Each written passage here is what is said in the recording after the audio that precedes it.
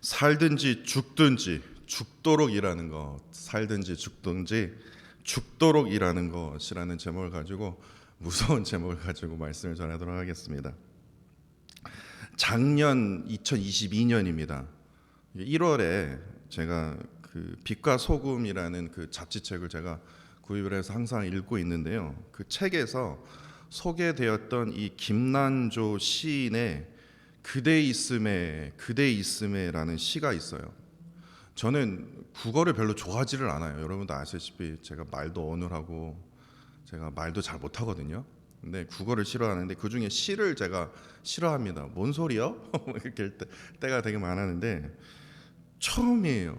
이 시가 왜 이렇게 좋지? 근데 여러분들 한번 제가 읽어드릴 테니까요. 되게 짧습니다. 그러니까 뭐 눈을 감아서 들어보시든지 하여튼 뭔가를 한번 해보세요. 한번 집중을 한번 해서 이 시를 들어보시길 바랍니다. 짧아요. 예. 그대의 근심 있는 곳에 나를 불러 손잡게 하라. 큰 기쁨과 조용한 갈망이 그대 있음에 내 마음에 자라거늘. 오 그리움이여 그대 있음에 내가 있네. 나를 불러 손잡게 해. 그대의 사랑 문을 열 때 내가 있어 그 빛에 살게 해. 사는 것에 외롭고 고단함 그대 있음에 삶의 뜻을 배우니 오 그리움이여 그대 있음에 내가 있네. 나를 불러 그 빛에 살게 해. 라는 시입니다. 우리가 이 시에서 주목하게 되는 이 구절이 있다면 그대가 있음에 내가 있네. 그대가 있음에 내가 있네. 참 아름다운 고백인 거예요. 저는 그 구절이 너무 좋더라고요. 그대가 있음에 내가 있네. 근데 조금 눈치가 빠르신 분들은 딱 캐치업을 하셨을 거예요. 조금 이상하지 않습니까? 그대가 있음에 내가 있다고? 상식적으로 우리가 한번 생각을 해보자고요. 상식적으로 생각을 해보면 내가 있어야 그대가 있는 거 아닙니까? 그대가 있기 때문에 내가 있는 게 아니야. 내가 있어야 너가 있는 거야. 이렇게 말을 해야 되는데 그대가 있음에 내가 있는 게 아니라 내가 있음에 그대가 있네 라고 하는 게 좀 더 맞는 표현이 아닐까? 그런데 김난조 시인은요, 나와 그대를 바꾸어서 고백하고 있다라는 겁니다. 그러면서 이런 고백을 하지 않습니까? 그대가 있기 때문에 내 마음이 자란대요. 그대가 있기 때문에 내가 삶의 뜻을 배운다고 고백을 합니다. 세상은요 어떠한 이 메시지를 담고 있냐면요, 자꾸만 내 삶의 주인은 너 자신이다. 내 삶의 주인은 너 자신이니까 누구도 터치할 수 없다. 너 거다 라고 말합니다.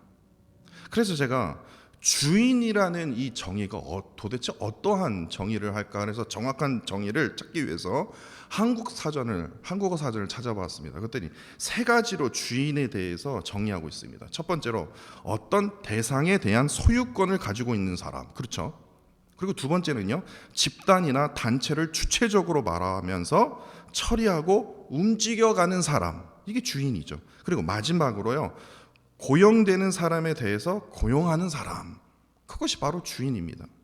그렇기 때문에 주인이 되려면요, 이 정의를 따른다면, 한국어 사전의 정의를 따른다면 스스로 주인이 될 수 없다라는 것을 우리가 알 수 있습니다. 다시 말해서 어떤 대상이 존재하지 않으면요, 집단이나 단체가 존재하지 않으면, 고용되는 사람이 존재하지 않는다면, 다시 말해서 그대라고 부를 수 있는 2인칭이 있어야만이 어떻게 돼요? 내가 주인이라고 말할 수 있는 거 아닙니까?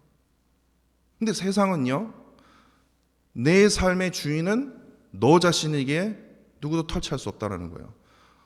너 거라는 거예요. 나는 내 거라는 거예요. 주인이라고 불러주는 그대가 있어야만이 내가 존재하는 게 아니라 내가 있어야만이 너가 존재할 수 있다고 계속 세상 사람들은 계속 그렇게 말을 해요.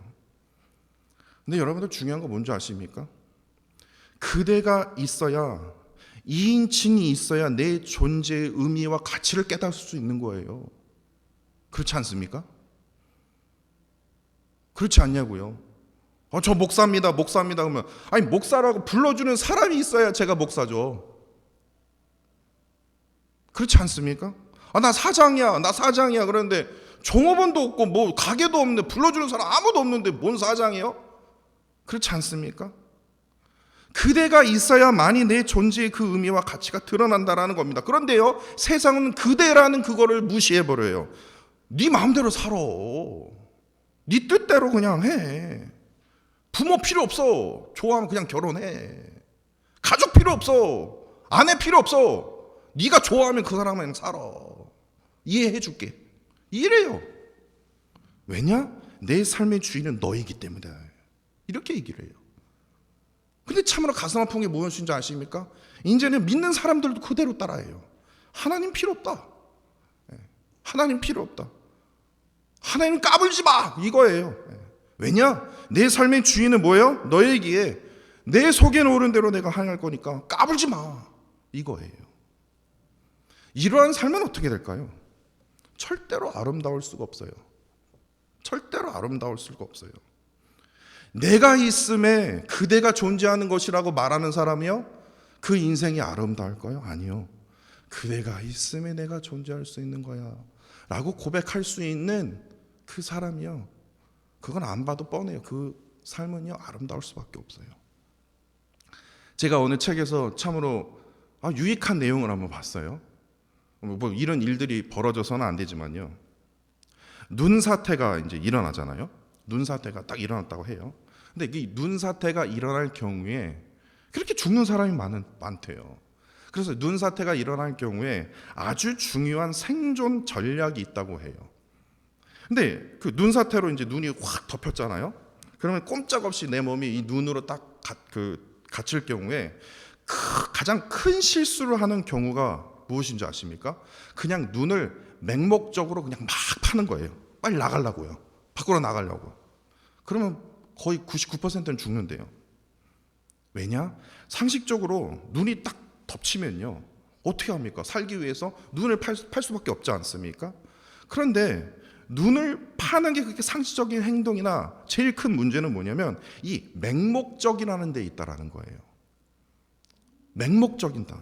다시 말해서 엉뚱한 방향으로 파기 때문에 오히려 눈 밖으로 나가야 되는데 눈 안쪽 더 깊숙하게 파고 있다라는 거예요.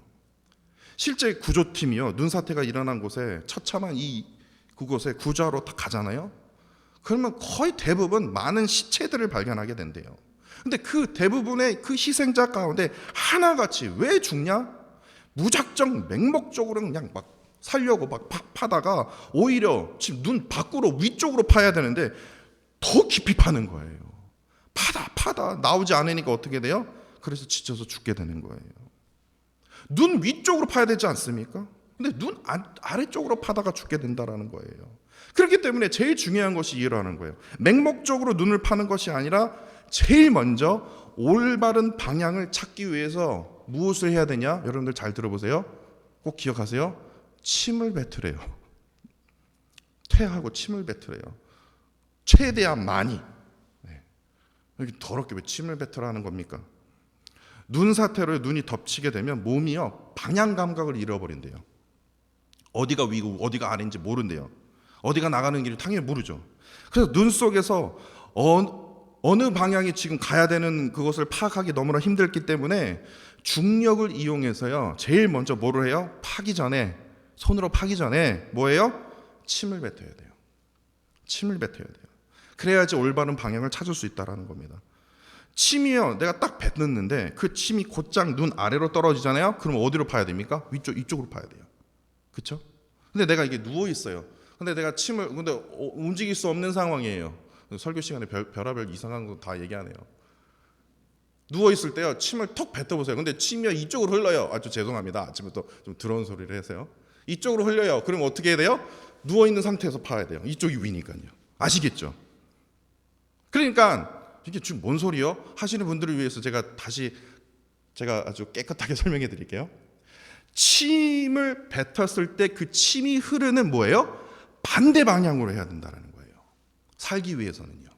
꼭 기억하세요. 뭐 그런 일이 없어야 하지만 혹시 그런 일이 생기면요.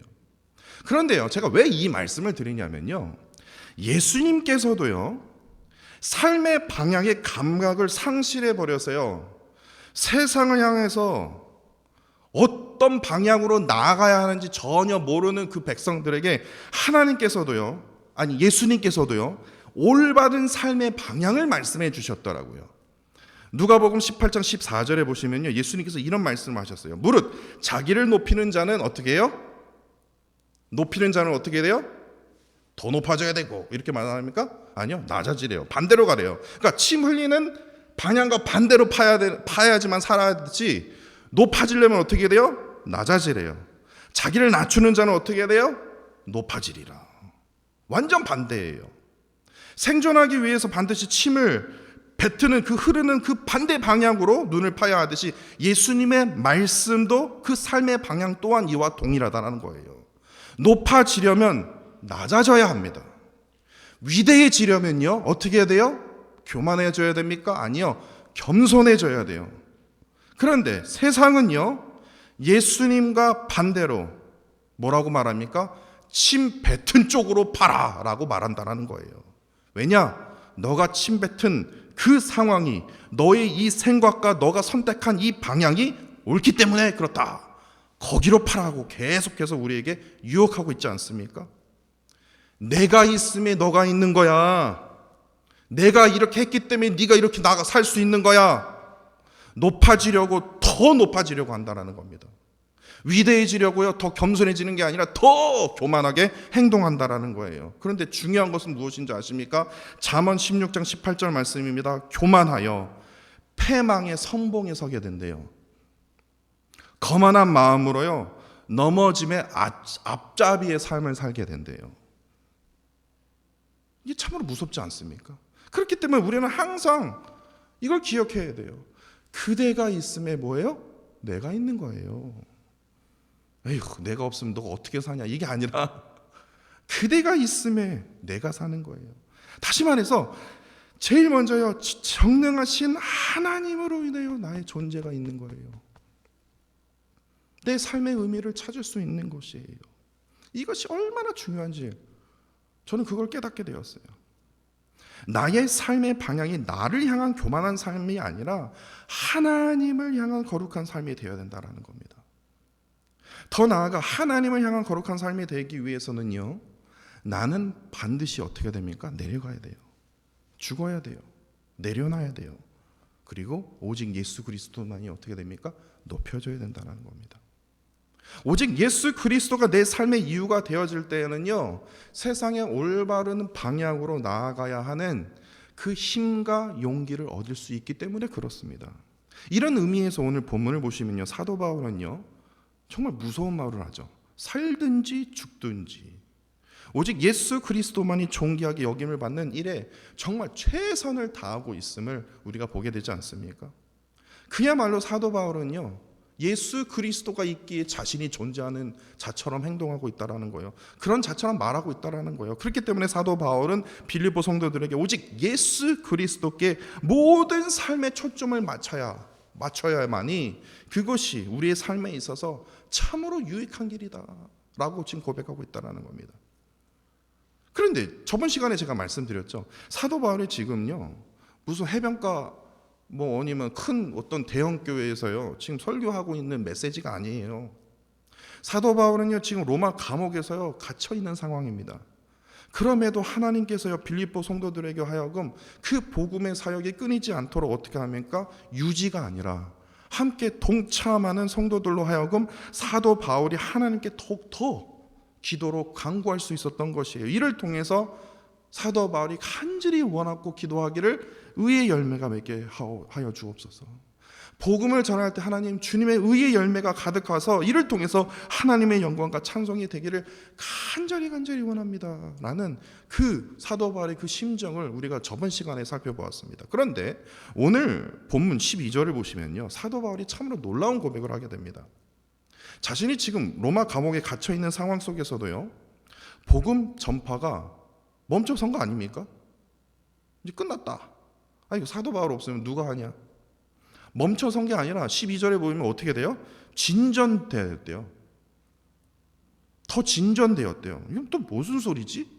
어떻게 진전이 될 수 있어? 사도 바울은 지금 감옥에 갇혀 있는데. 근데 사도 바울이 빌립보 성도들에게 이렇게 말한 것은요, 감옥에 갇힌 자신을 위로하기 위해서, 아니면 지금 자신을 걱정하고 있는 이 빌립보 성도들에게 걱정하지 말라는 차원에서 그냥 긍정적으로 지금 복음이 지금 전파가 진전되고 있다, 잘 되고 있다, 이렇게 말한 것이 아니었어요. 13절을 보세요. 사도 바울은요, 지금 무엇을 했냐면요, 수감되어 있는 상황에도 로마의 모든 시위대 및 모든 사람, 그 말은 뭐냐면 경비병들을 말합니다. 그러니까 지금 로마 감옥을 지키는 모든 사람들에게 뭐예요? 지속적으로 복음을 전하고 있었다라는 거예요. 야, 감옥에 갇혀 있는 상황 속에서도 거기서도 복음을 전해. 그래서요, 복음이 로마 제국의 군대 안으로 침투하고 있었던 것입니다. 사도 바울은요, 내가 이렇게 힘써 내가 하나님의 복음을 전하는데 왜 하나님 저를 왜 감옥에 갇히게 하십니까가 아니라, 낙심하고 근심하고 있기보다는 오히려 더 큰 용기와 소망을 가지고 끝까지 감옥에 있는 그 순간에서더라도 뭐합니까? 복음을 전했다는 거예요. 그 열정이 있었다라는 겁니다. 그렇기 때문에 복음이 단 한순간도 멈추지 않고 계속 전파되고 있기 때문에 진전되고 있다고 지금 그는 고백하고 있다는 거예요. 여기까지 딱 끝나면요, 너무나 할렐루야, 하나님 너무나 감사합니다. 그런데요, 사도 바울의 이 자존심을 건드리는 문제가 터집니다.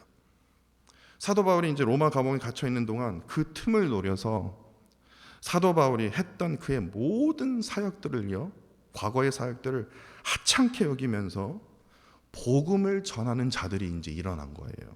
15절을 보시면요, 이들은 특징이 있습니다. 투기와 분쟁으로 사도 바울의 하는 그 사역을 깎아내립니다. 이것이 아니라 이것이 좋은 거야, 이런 식으로요. 그러면서 복음을 전하는 자들이 일어난 겁니다.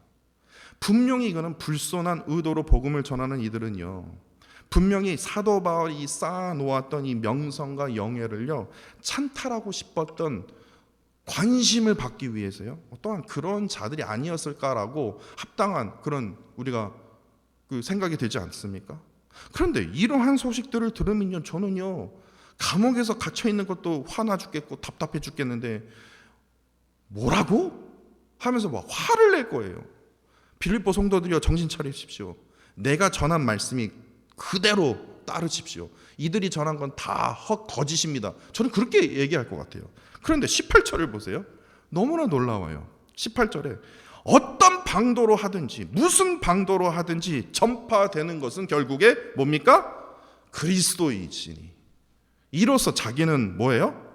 기뻐하고 또한 기뻐하리로다. 기뻐하고 또다시 기뻐한다라는 거예요. 이건 뭔 소리야? 야, 어떻게 이런 고백을 할 수 있지?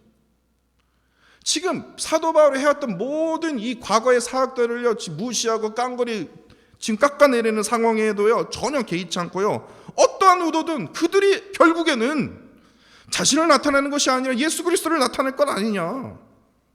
복음만 전파된다면, 이를 통해서 예수 그리스도만이 증거된다면 나 자신은 기뻐하고 난 또다시 기뻐할 것이다. 이것을 지금 빌립보 성도들에게 강조하고 있다는 거예요. 그렇다면 여러분들은 그렇게 궁금할 거예요. 어떻게 이러한 고백이 어떻게 가능하지? 어떻게 이러한 고백을 할 수가 있지? 왜냐? 이것이 가능한 이유를 저는 찾게 되었습니다. 오늘 본문이 존재하기 전에, 훨씬 전에 썼던 편지를 살펴보니까요, 이미 사도 바울은 이런 고백을 했기 때문에 이러한 고백이, 오늘 본문의 고백이 가능했더라고요. 갈라디아서 2장 20절입니다. 빌립보서를 쓰기 훨씬 전입니다. 갈라디아서 2장 20절, 여러분도 아시죠? 내가 그리스도와 함께 어떻게 해요? 십자가에 못 박혔나니 나는 이미 죽었다는 거예요. 그런즉 이제는 내가 사는 것이 아니요 나는 죽었으니까 내 안에 누가 살아요? 예수 그리스도라는 거예요. 나에 대해서 욕해라, 나에 대해서 깎아내려라. 왜냐? 이미 죽은 자인데 무슨 자존심이 있겠냐? 가슴은 아프겠죠. 나는 이미 예수 그리스도와 같이 죽었다라는 거예요. 근데 그들이 만약에 예수 그리스도를 전파한다면 나는 기뻐하고 또 기뻐할 것이다, 이 말이에요. 내 안에 예수 그리스도가 살고 계시길 나를 깎아내려라, 더 깎아내려라. 예수 그리스도만 높아진다면 나는 기뻐하고 또다시 기뻐할 것이다.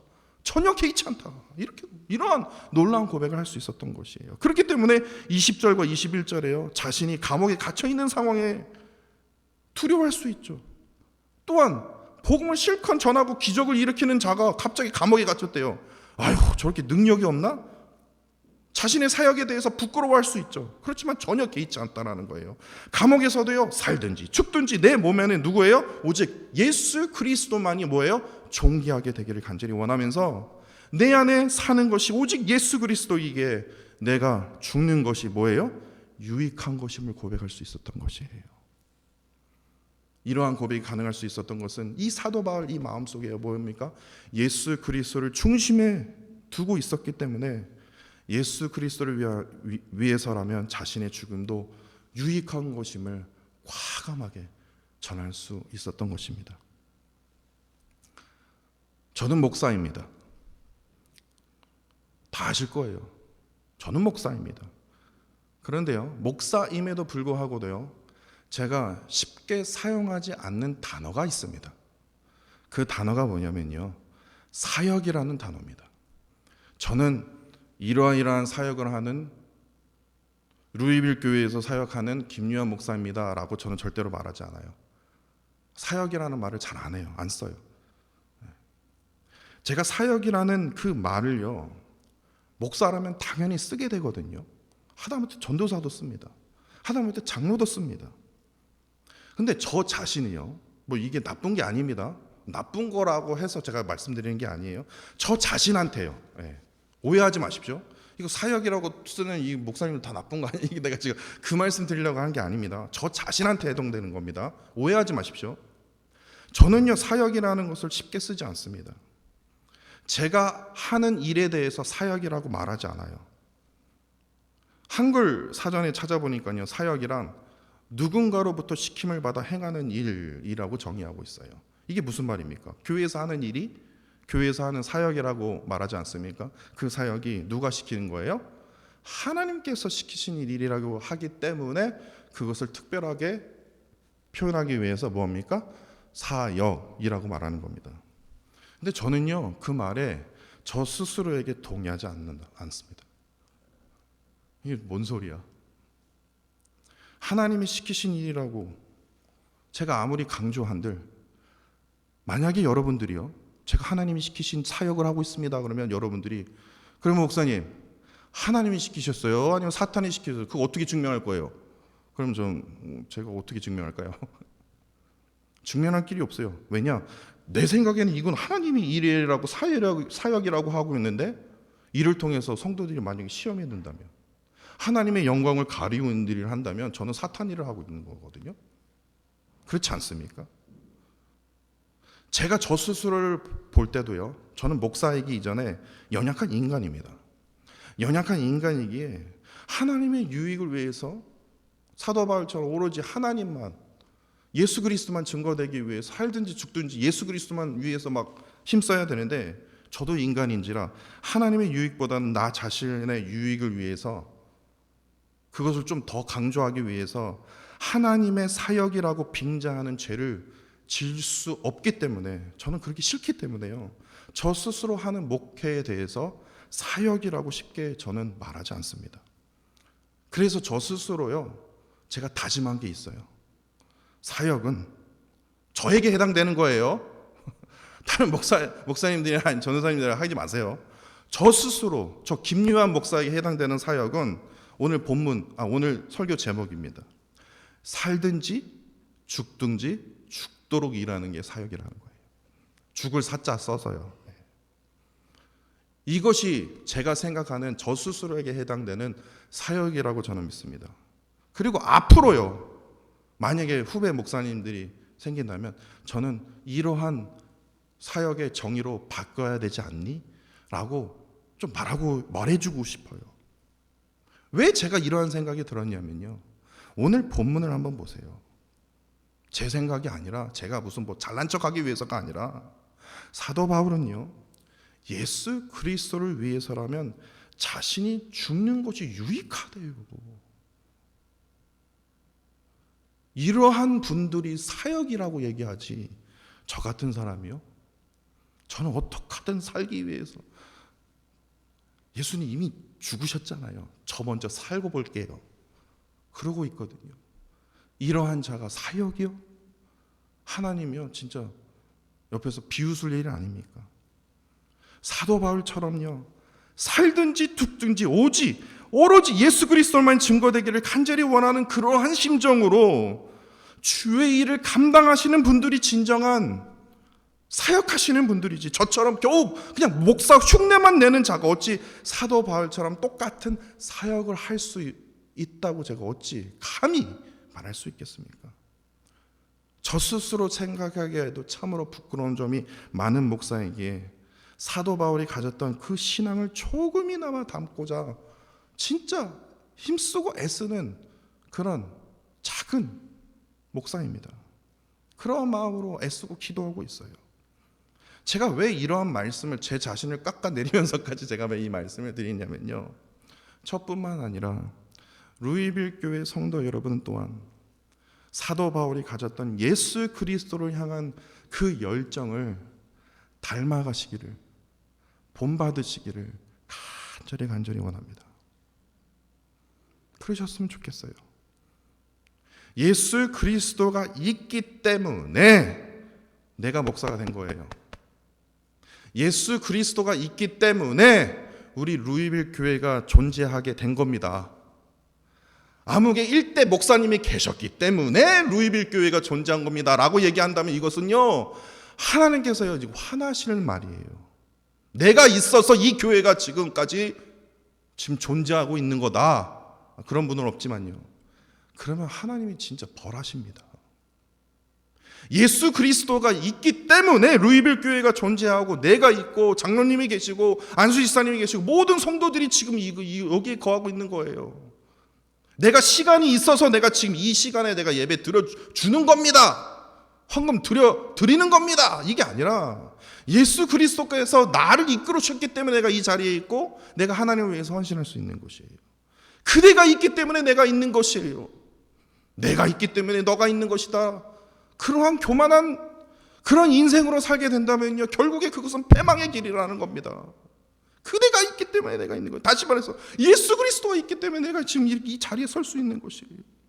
오직 예수 그리스도만이 증거되기 위해서 나 자신이 죽기를 두려워하지 않는 그러한 사도 바울의 그 심정을 본받는 저와 사랑하는 성도 여러분들이 되시기를 간절히 원합니다.